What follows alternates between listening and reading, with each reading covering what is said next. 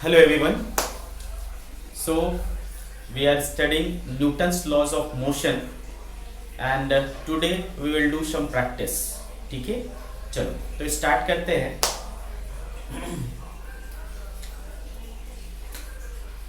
Example 1. चलो देखो क्या कहता है भाई कि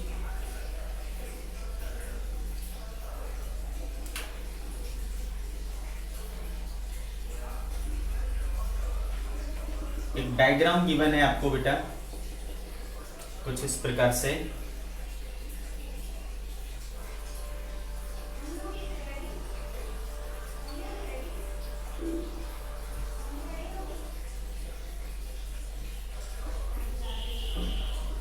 ये 40 kg है, ये एक रोप है यानी स्ट्रिंग है और ये एंगल बना रहा है हॉरिजॉन्टल के साथ 37 डिग्री और ये इधर एंगल बना रहा है 53 डिग्री. ठीक है, 53 degree. Find the tension in the 3 cords that hold it. ठीक है, 40 kg and hangs at rest. ये क्या है बेटा? System is at rest. System is at rest.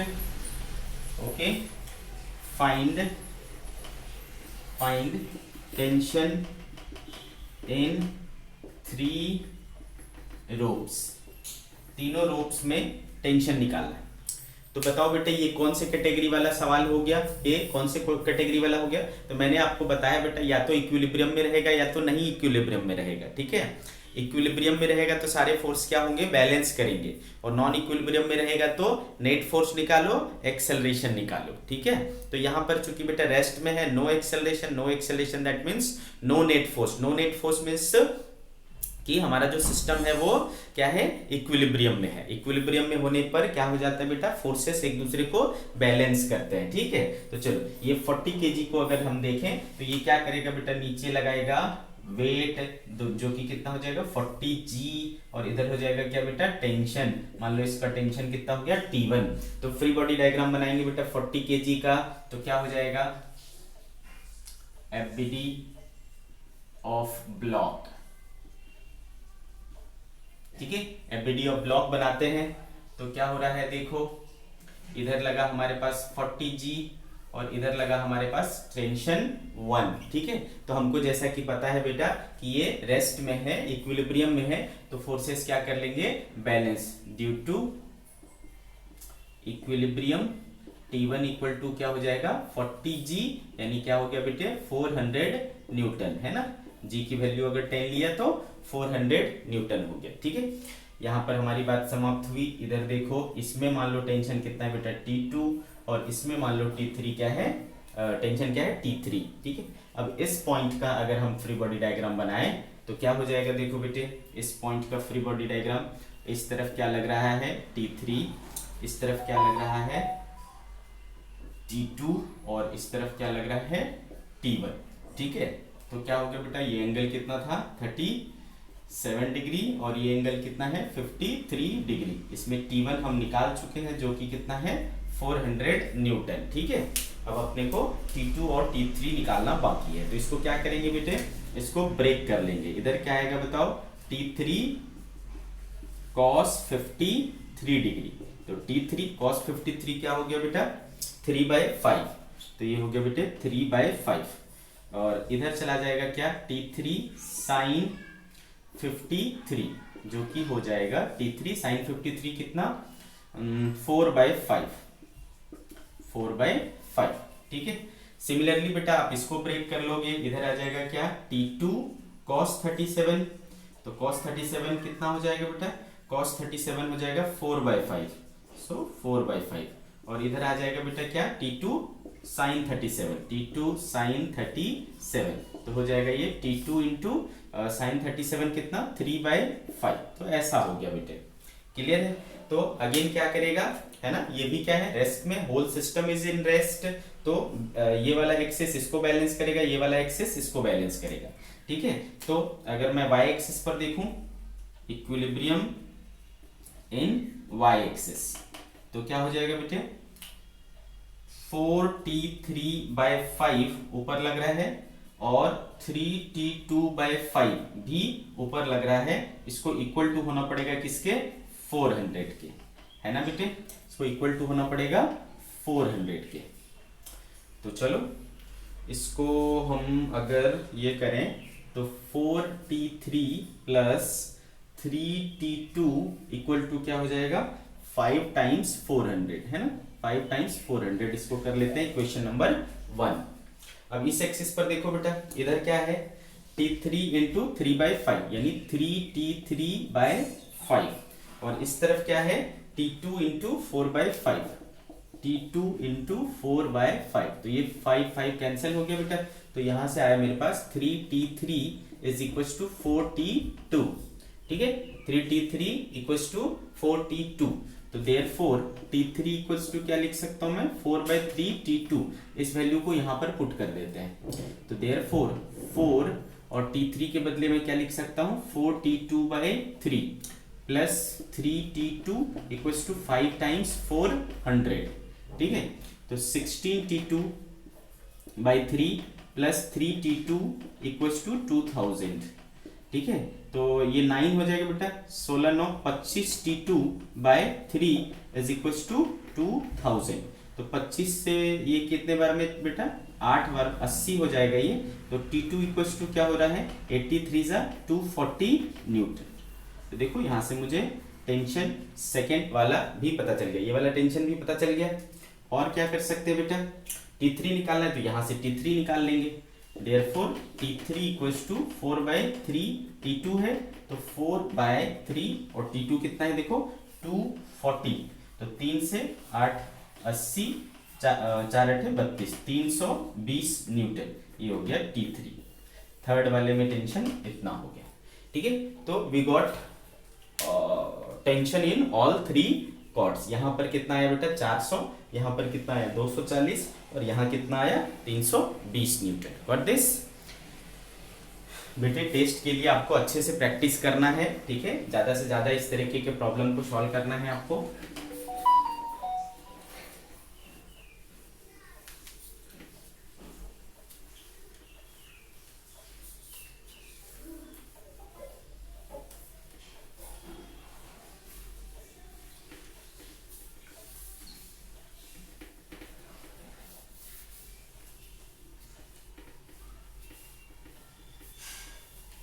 चलो नेक्स्ट लेते हैं बेटे।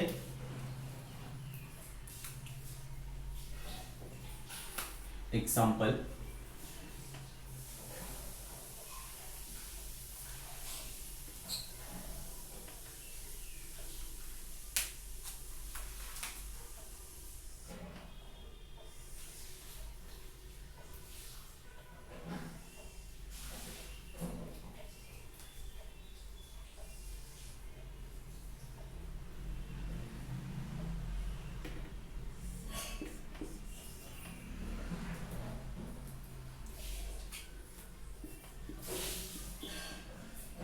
टेन kg बोल रहा है कि इसके बीच में टेंशन कितना है? T1। यहां पर टेंशन है T2, यहां पर टेंशन है T3 और यहां पर टेंशन है T4। एंगल्स गिवन है। ये एंगल बोल रहा है 30 degree, this angle is 30 degree. और ये एंगल बोल रहा है 60 degree, this angle is 60 degree. और आपसे क्या पूछ रहा है बेटा? Determine tension T4 in figure 6.92। System क्या है बेटा? इक्विलिब्रियम में है।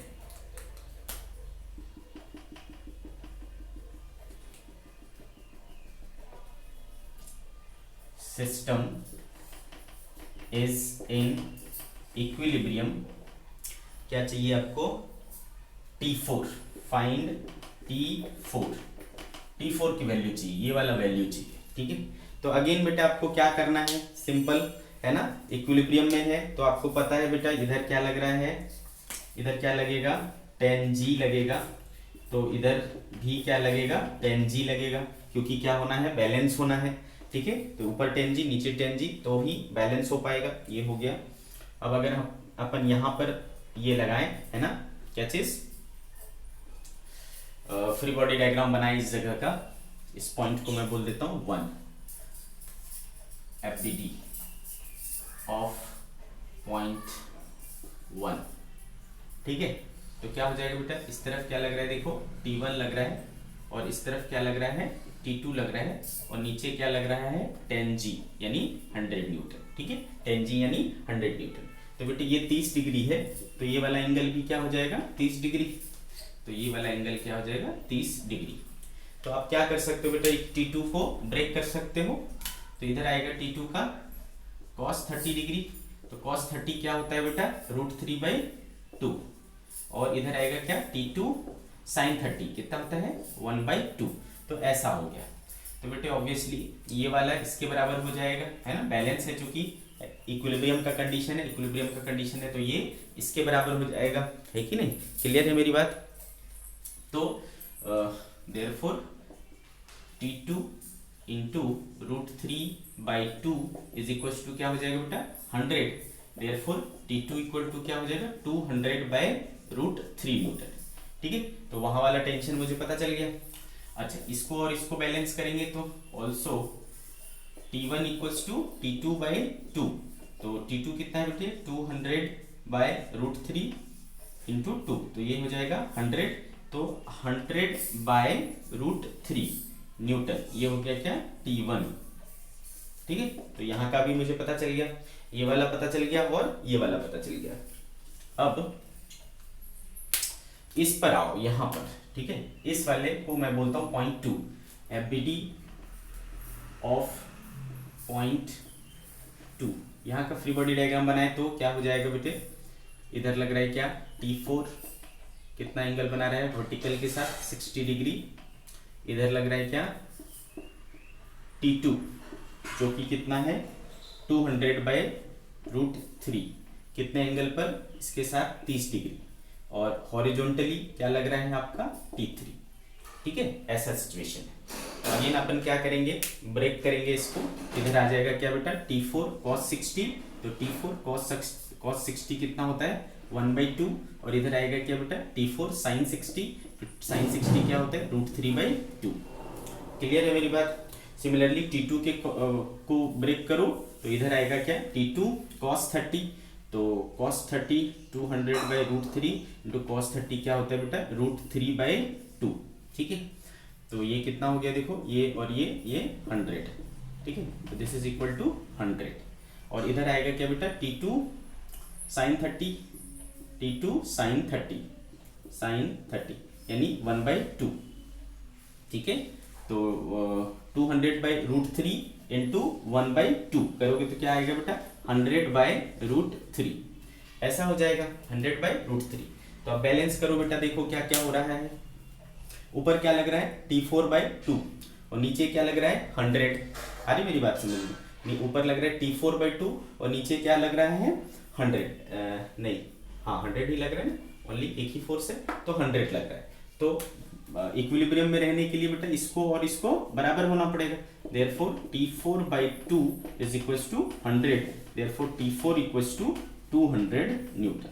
तो देखो बेटा हमें T4 मिल गया, हमको इकलौता T4 ही चाहिए था, तो बस हो गया कहानी खत्म, T4 ही चाहिए था, T4 आ गया भाई 200 न्यूटन। ओके, आ रही मेरी बात समझ में। तो ये इक्विलिब्रियम की प्रॉब्लम है ना। अभी जो हमने दोनों एग्जांपल्स लिए वो इक्विलिब्रियम कब बेटा, जब बॉडी रेस्ट में हो या फिर यूनिफॉर्म वेलोसिटी से चल रहा हो, यानी एक्सेलरेशन नहीं होना चाहिए, in that condition system is in equilibrium. और जब इक्विलिब्रियम होता है तो आपको बस एक ही काम करना होता है कि हर एक एक्सिस के फोर्स को बैलेंस कर दो, है ना, हर एक एक्सिस के फोर्स को बैलेंस कर दो, आपका काम हो जाता है।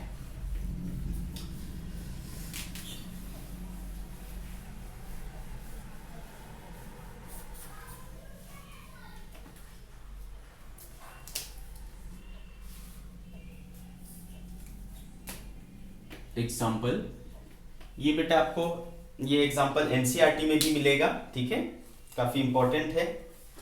A block of mass 25 kg, a block of mass 25 kg is raised by a 50 kg man, is raised by a 50 kg man, 50 kg man in two different ways, in two different ways as shown in figure, as shown in figure। ठीक है, दो अलग अलग तरीके से उसको ये करता है।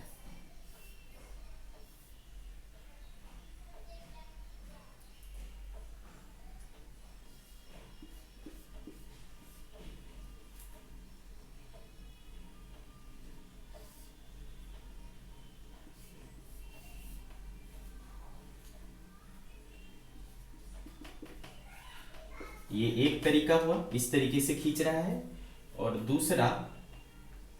दूसरा इसने क्या किया, पुली के सहारे।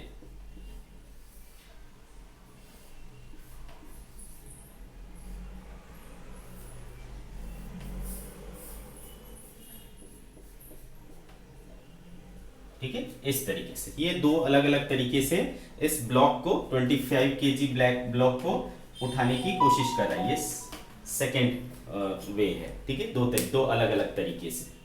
ओके, आदमी का वजन कितना है, 50 केजी, इसका मास है 50 केजी, इसका मास है 50 केजी। तो what it is saying, what is the action on the floor by the man in the two cases, what is the action by the man in two cases on the floor, floor पर क्या असर होगा, floor पर क्या action करेगा आदमी। ठीक है, if the floor yields to a normal force of 700 Newton, if the floor yields the normal force of 700 Newton, which mode should the man adopt, which mode should the man adopt to lift the block without the floor yielding। ठीक है, which mode should the man adopt to lift the block, without the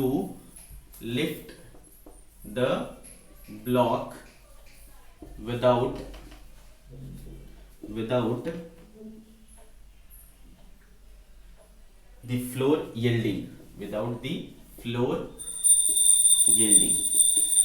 ठीक है बेटा। तो question से ही पूरा board भर गया। यील्ड का मतलब क्या हो रहा है बेटा यहाँ पे, कि ये जो फ्लोर है ना, ये जो फ्लोर है वो मैक्सिमम 700 न्यूटन बर्दाश्त कर सकता है। ठीक है, this floor can tolerate maximum 700 Newton. अगर इससे ज्यादा फोर्स इस पर लगेगा तो ये फ्लोर क्या हो जाएगा, टूट जाएगा। ठीक है, तो हमको ये देखना है कि कौन सा मोड ऐसे उठाने में अच्छा है मेरे लिए या ऐसे उठाने में अच्छा है। ठीक है, तो पहला बेसिकली इसमें दो पार्ट है क्वेश्चन का, है कि नहीं।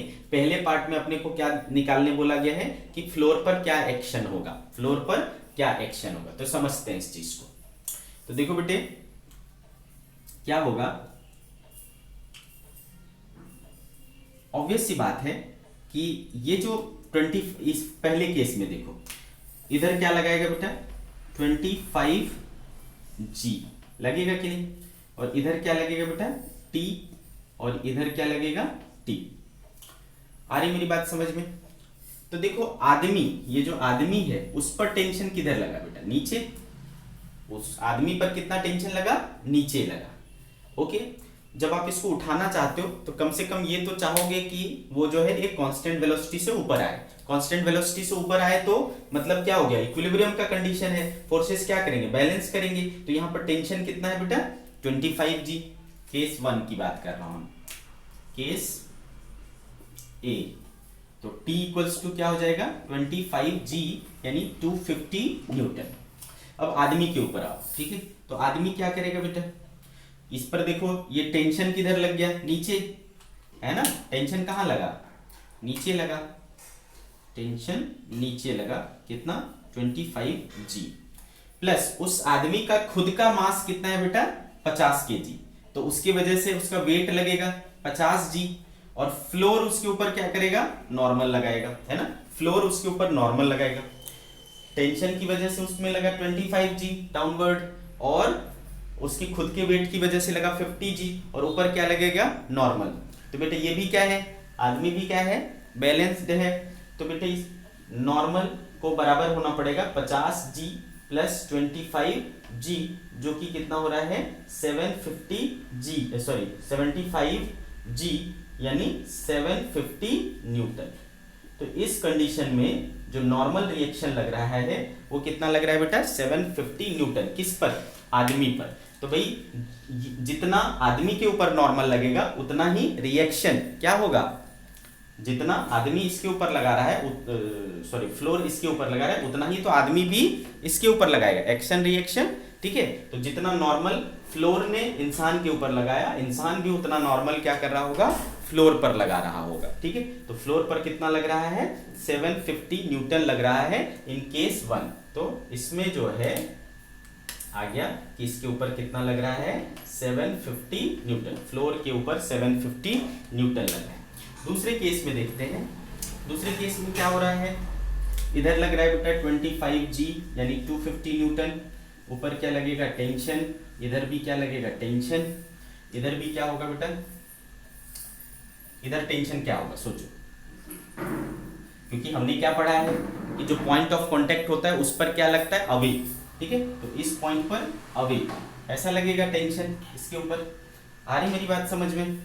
तो ऐसा कुछ सिचुएशन बन रहा है, तो यहाँ पर इस कंडीशन में ये टेंशन किधर लग रहा है, आदमी के ऊपर, ऊपर की तरफ लग रहा है ना, आदमी के ऊपर ऊपर की तरफ लग रहा है।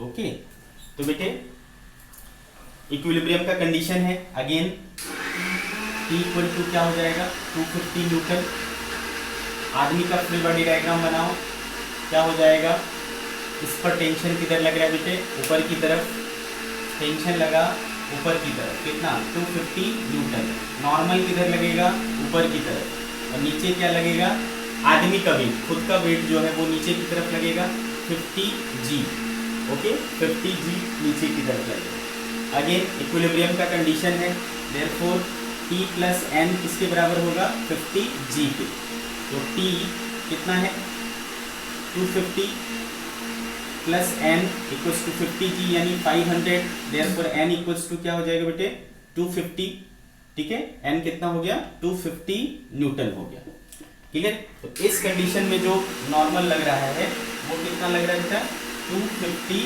न्यूटन, क्लियर है मेरी बात, नॉर्मल क्या लग रहा है 250 न्यूटन लग रहा है, ठीक।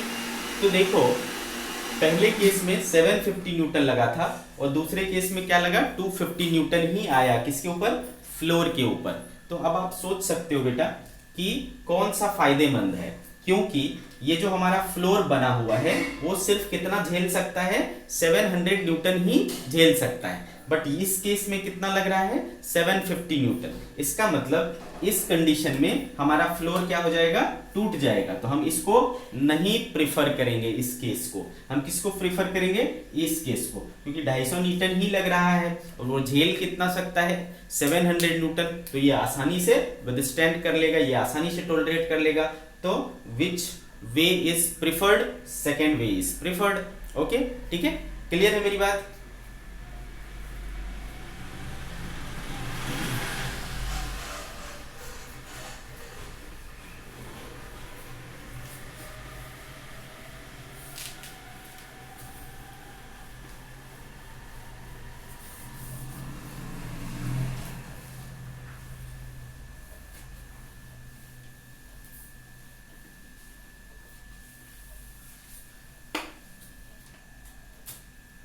चलो आगे बढ़ते हैं, नेक्स्ट एग्जांपल,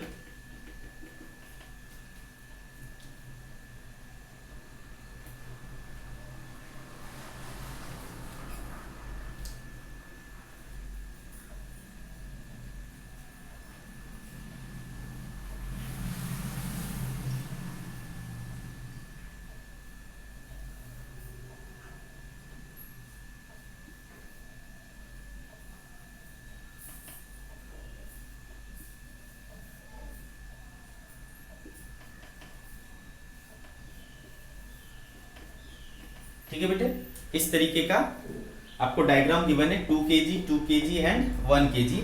बोलते consider the system down, the system is release from rest, the system is released from rest, rest से रिलीज किया। Find the tension in the cord connected between 1 kg and 2 kg block. यहां पर आपको tension निकालना है, ठीक है, यहां पर आपको टेंशन फाइंड आउट करना है। तो बेटे पहले रेस्ट में था, अब मैंने इसको फ्री छोड़ा, पहले मान लो होल्ड करके रखा था और अब मैंने फ्री छोड़ा, तो दिख रहा है कि इस तरफ का जो मास है ना, इस तरफ का जो मास है वो ज्यादा है, ठीक है, तो ऑब्वियसली सिस्टम क्या होगा, इस तरफ मूव करना शुरू करेगा। ओके, और ये चूंकि एक साथ कनेक्टेड है बेटा, तो ऑब्वियसली एक साथ चलेंगे, तो एक्सेलरेशन भी क्या होगा, सबका एक जैसा होगा, है ना। तो this whole system will come down with acceleration a and this system will go up with acceleration a। तो ऐसा कुछ हो जाएगा बेटे, आ रही मेरी बात समझ में? ठीक, तो अब आपको ये सोचना है सबसे पहले कि एक्सेलरेशन कितना होगा, है ना, उसके बाद हम टेंशन तो फाइंड कर ही लेंगे। ठीक है, चलो तो स्टार्ट करते हैं बेटा। तो इधर देखो क्या है, नीचे क्या लगेगा बताओ, 1g यानी g वेट लगेगा, और ऊपर क्या लग रहा है, टेंशन, और नीचे की ओर एक्सेलरेशन हो रहा है। तो मैं फ्री बॉडी डायग्राम बना रहा हूं 1 kg का, FBD ऑफ 1 kg ब्लॉक। क्या हो रहा है बेटे, इधर लग रहा है 1g, g ऊपर लग रहा है टेंशन, आ रहा है नीचे A से, मास कितना है 1 kg। क्लियर है बेटे? तो मैंने क्या बोला है, जिस तरफ एक्सेलरेशन हो रहा है वो वाला बड़ा, तो g minus T equals to M A, यानी 1 इंटू ए यानी a हो जाएगा। तो देयरफॉर t इक्वल टू क्या आ गया बेटा, g माइनस ए, है ना, t इक्वल टू क्या हो गया, g माइनस ए। अब इसके पास आओ बेटे, इस 2 kg ब्लॉक के पास, तो मान लो, है ना, नीचे क्या लग रहा है, नीचे एक टेंशन तो लग ही रहा है, साथ में क्या होगा बेटा, एक वेट लगना चालू होगा इसका 2g, और ऊपर की तरफ टेंशन मान लो t डैश, ठीक है, ऊपर की तरफ टेंशन लग मान लो t डैश, है ना, पूरा सिस्टम कनेक्टेड है। तो ये जिस एक्सेलरेशन के साथ जा रहा है वो भी उसी एक्सेलरेशन के साथ नीचे जाएगा। तो इसका फ्री बॉडी डायग्राम बनाते हैं। तो FBD of 2 kg block, FBD of 2 kg block. Okay, क्या हो रहा है बेटा,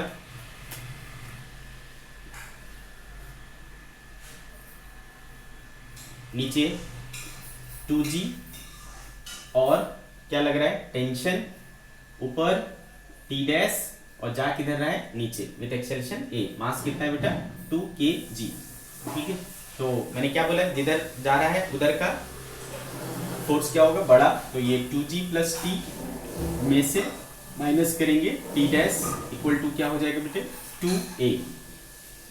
ठीक है, तो 2g प्लस t की वैल्यू देखो कितना था, g minus a minus T dash equals to 2a। तो ये हो गया बेटा 3c माइनस a, और ये इधर आएगा तो माइनस 2a, और ये उधर जाकर के टी डैश हो जाएगा, यानी 3 इंटू जी माइनस a हो जा रहा है टी डैश की वैल्यू। ठीक है बेटे, ऐसा हो गया।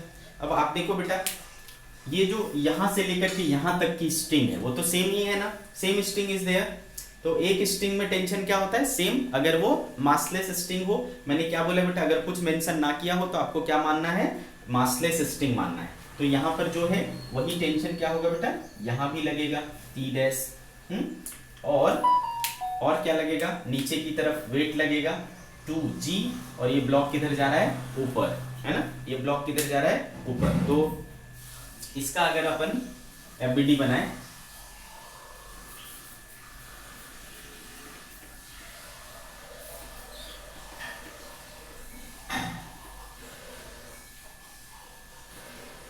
FBD of 2 kg block, FBD of 2 kg block. ठीक है, तो क्या हो रहा है बेटे, नीचे लग रहा है 2g, ऊपर लग रहा है टेंशन, और जा किधर रहा है, ऊपर, मास कितना है 2 kg। तो बेटे इस बार क्या हो जाएगा, ऊपर जा रहा है, ये वाला बड़ा, तो t dash minus 2g is equal to 2a। ठीक है, t डैश की वैल्यू यहां से पुट कर देते हैं, तो 3g minus 3a minus 2g equals to 2a। कितना हो जा रहा है देखो, 3g माइनस 2g क्या हो जाएगा g, ठीक है, कितना हो जाएगा g, और ये 3a प्लस 2a क्या हो जाएगा बेटा 5a। Therefore a equals to क्या होगा g बाय 5, है ना बेटे, क्या हो गया g बाय 5। अंडरस्टूड। तो एक्सेलरेशन जो आ रहा है इस सिस्टम का वो आ रहा है g बाय 5, ठीक है भाई। अब देखो एक्सेलरेशन पता चल गया, तो अब यहाँ पर अपने को क्या निकालना है, टेंशन। ये वाला टेंशन कितना था बेटा, तो फर्स्ट जो इक्वेशन आया था, है ना, फर्स्ट जो इक्वेशन आया था क्या आया था, फ्रॉम फर्स्ट इक्वेशन आया था g minus T equals to a, that is t equals to g minus a।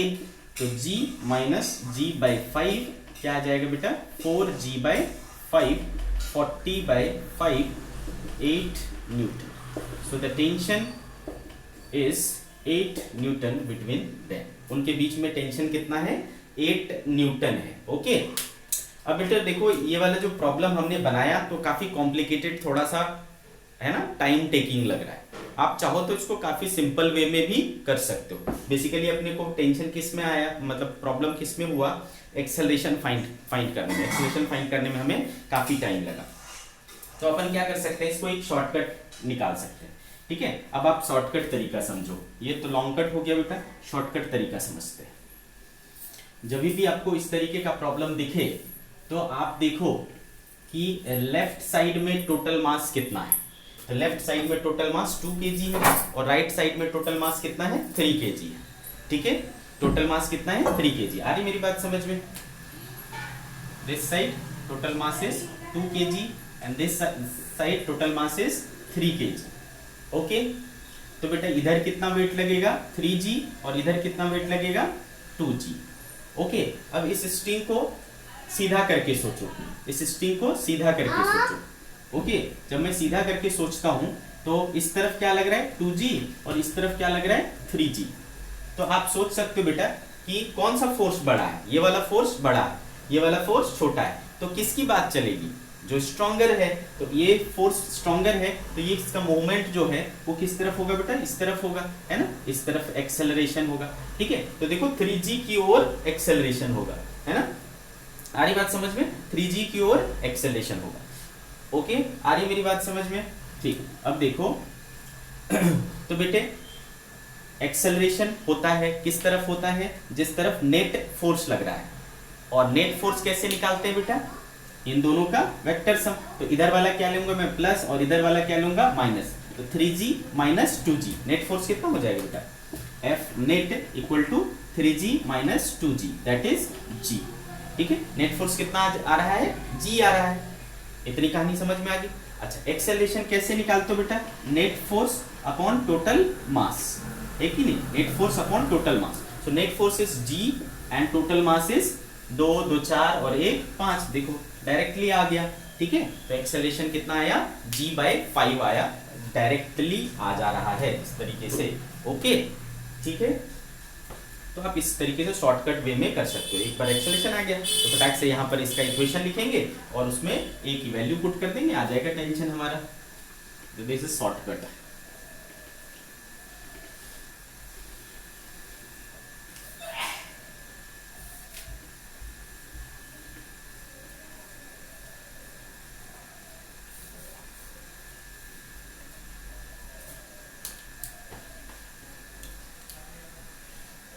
Next,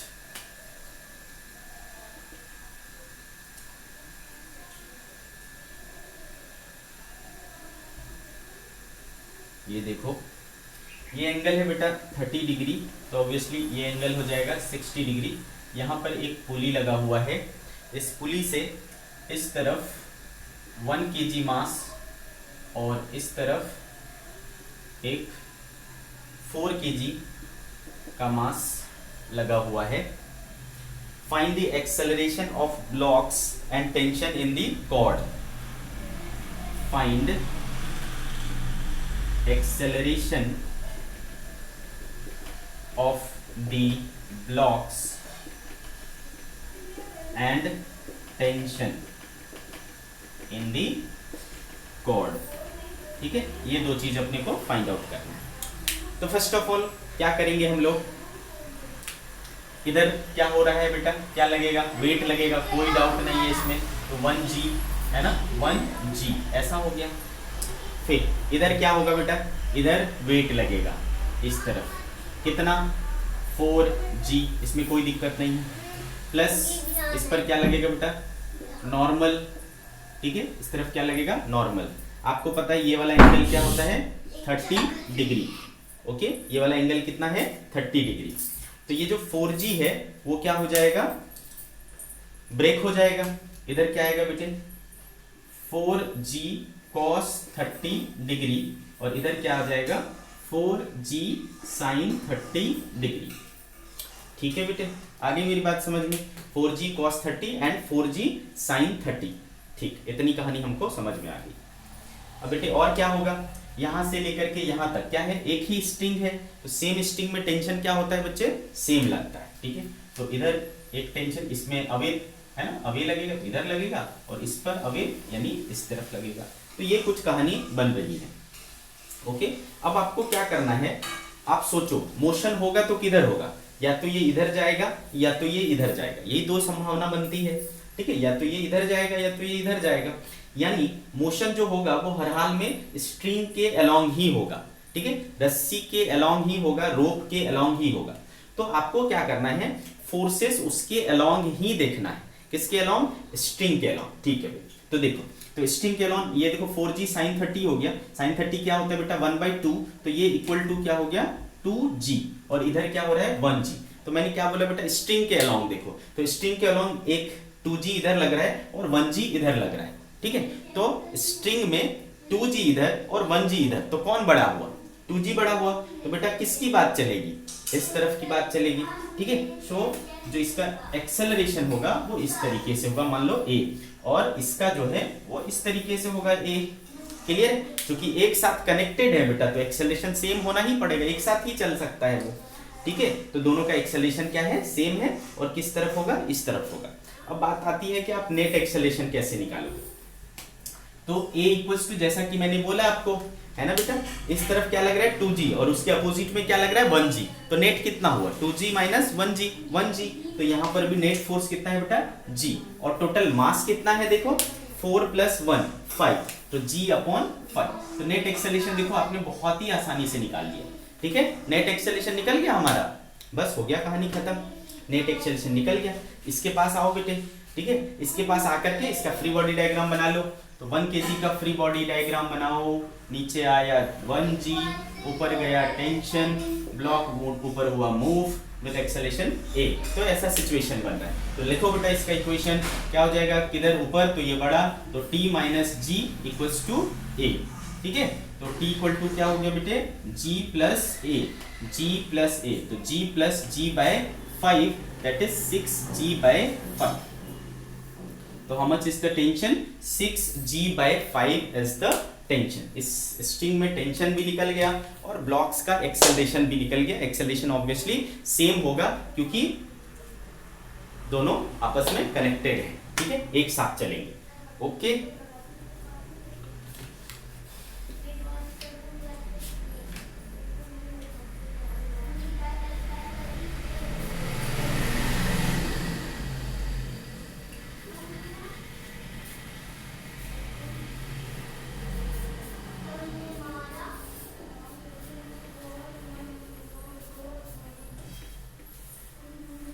अब आगे बढ़े।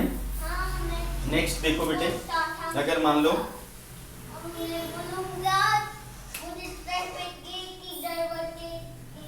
Example,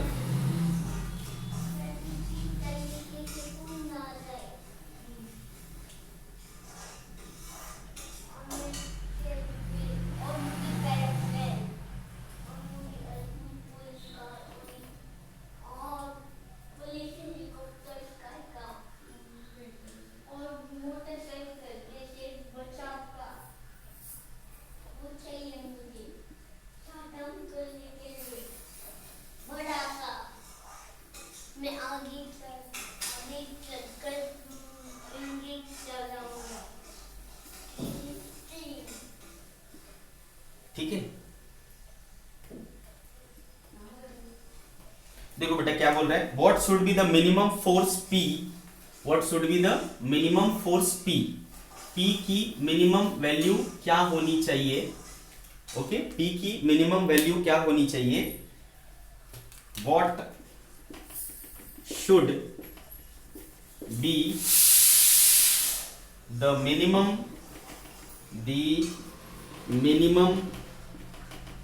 value of P to be applied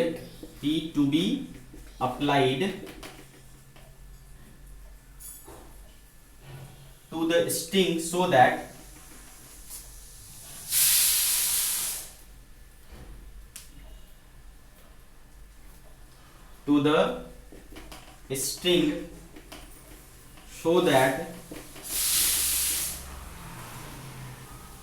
block of mass m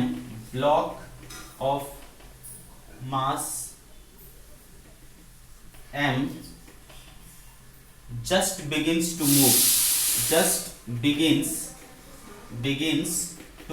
move up, ठीक है। P की value कम से कम क्या होनी चाहिए कि ये जस्ट क्या होने लगे बेटे, मूव करने लगे, ठीक है, मूव करने लगे। तो जस्ट मूव कब करेगा बेटा, जब फोर्स बैलेंस से थोड़ा सा ज्यादा हो जाए या एटलीस्ट बराबर तो होना ही चाहिए, तब जाकर के होगा ऐसा, ठीक है। तो चलो देखते हैं। तो चूंकि बेटे ये देखो, ये पूरा का पूरा स्ट्रिंग क्या है, पूरा का पूरा स्ट्रिंग सेम है ना, पूरे के पूरे स्ट्रिंग जो है एक ही है, यहां से लेकर के यहां तक। तो क्या होगा, टेंशन क्या होगा, सेम ही लगेगा बच्चे। तो यहां पर अगर हमने P लगाया है तो इधर भी क्या होगा बेटा, P होगा, ओके, यहां पर भी क्या होगा, P होगा, ओके, ठीक। अब देखो यहां पर P है तो इस तरफ क्या लगेगा बेटा, P cos थीटा, एंड इधर क्या लगेगा, P sin थीटा। अब चूंकि मोशन किधर होने वाला है, सोचो मोशन किधर होने वाला है, अलोंग द प्लेन होगा, प्लेन के अलोंग ही मोशन होगा ना। तो हमको कौन सा फोर्स काउंट करना है, जो अलोंग द मोशन। तो अलोंग द मोशन कौन कौन से फोर्स है बेटा, पहले देखो यहां पर ये जो पुली है ना, उसका फ्री बॉडी डायग्राम बनाता हूं, ठीक है। यहां पर एक टेंशन लेता हूं T, तो पुली का फ्री बॉडी डायग्राम देखो, FBD ऑफ पुली, ठीक है, FBD ऑफ पुली। तो क्या हो रहा है बेटे, एक लग रहा है इधर P cos थीटा और इधर लग रहा है P, और इस तरफ क्या लग रहा है T, ओके बेटा। तो पुली चूंकि क्या है, मासलेस होता है ना, पुली क्या है, मासलेस है, पुली मासलेस है तो इसमें एक्सेलेरेशन नहीं हो सकता, ठीक है, इसमें एक्सेलेरेशन नहीं हो सकता, इसमें एक्सेलेरेशन नहीं हो सकता, तो ये पूरा क्या होगा बेटे, बैलेंस होगा। तो देखो इधर क्या है, P cos theta plus P, और इधर क्या है T, तो देयरफॉर क्या हो जाएगा, ये दोनों बैलेंस कर लेंगे, P cos theta plus P equals to T, ये हो गया इक्वेशन नंबर 1। अब देखो इसके पास, ठीक है, ये एंगल कितना है, ये एंगल गिवन है आपको theta, this angle is also theta. तो बेटे एक चीज होगा यहाँ पर क्या, कि इधर लगेगा वेट mg और इधर लगेगा क्या, नॉर्मल n, ये वाला एंगल क्या हो जाएगा, थीटा। तो इधर एक कंपोनेंट आएगा बेटा mg cos थीटा और इधर आएगा component mg sin theta. Again बच्चे चूंकि हमको मोशन अलोंग द प्लेन है तो फोर्सेस कौन से काउंट करने पड़ेंगे, अलोंग द प्लेन वाले। तो बेटे अगेन ये जो ब्लॉक है उसका फ्री बॉडी डायग्राम बनाया, तो इधर क्या लग रहा है, mg sin थीटा और इधर क्या लग रहा है, टेंशन, ठीक है। तो कम से कम इस टेंशन को इसके बराबर तो होना ही चाहिए, तभी जा करके मूव कर पाएंगे, अदरवाइज तो मूव नहीं होगा, ठीक है। तो टू मूव इट अप, ठीक है, तो T should be at least equal to mg sin theta, ठीक है, T should be at least equal to mg sin theta. आगे मेरी बात समझ में। और यहां पर देखो T कितना है बेटा, T की वैल्यू है P plus P cos theta, P plus P cos theta equals to क्या हो जाएगा बेटे, mg sin थीटा। तो यहां से अपन क्या कर सकते हैं, P कॉमन ले सकते हैं, 1 plus cos theta is equals to mg sin theta, ठीक है। देयरफॉर P इक्वल टू क्या आता है बेटा, mg sine theta upon 1 plus cos theta, ठीक है, P equals to mg sine theta upon 1 plus cos theta, ठीक है। इतना कम से कम अपने को क्या करना पड़ेगा, फोर्स लगाना पड़ेगा, इतना कम से कम फोर्स अपने को लगाना पड़ेगा। क्लियर है मेरी बात? ठीक है बेटे, तो आज की सभा हम लोग यहीं समाप्त करते हैं बच्चों, कल फिर आगे कुछ और चीजें देखेंगे, ठीक है। Okay, bye bye.